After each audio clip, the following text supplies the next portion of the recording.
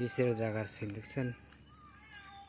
এদিকে আছে খালি রাস্তা লেগে আপনার লেগে ফুল গাছ আর ফুল গাছ দেখিনি। আমাকে পাশাপাশি ডিস্ট্রিক্টের সিরাজগঞ্জ ডিস্ট্রিক্টের লোক আছে একজন, তার কাছে দেখা করতে যাই, দেখা করে আসি।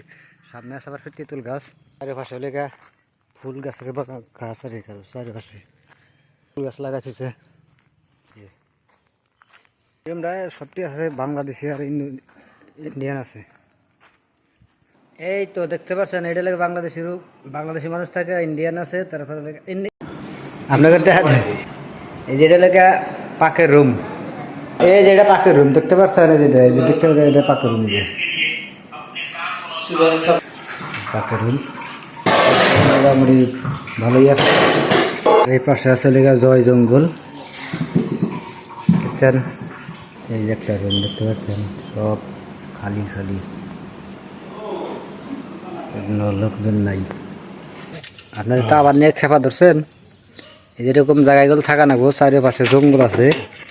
আর এই যে এডেল থাকা রুম, আর এডেল গোসলখানা টয়লেট দেখতে পাচ্ছেন। পাশে অনেক পামেল গাছ বাগান,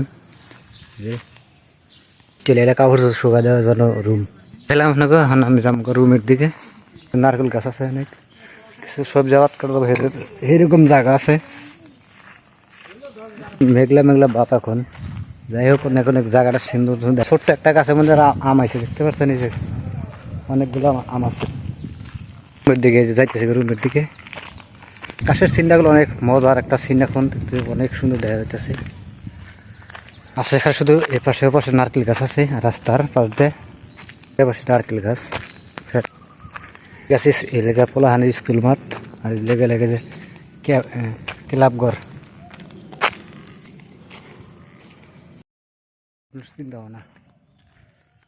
বৃষ্টি বল কিছুদিনের মধ্যে এরকম সাইজা গেছে।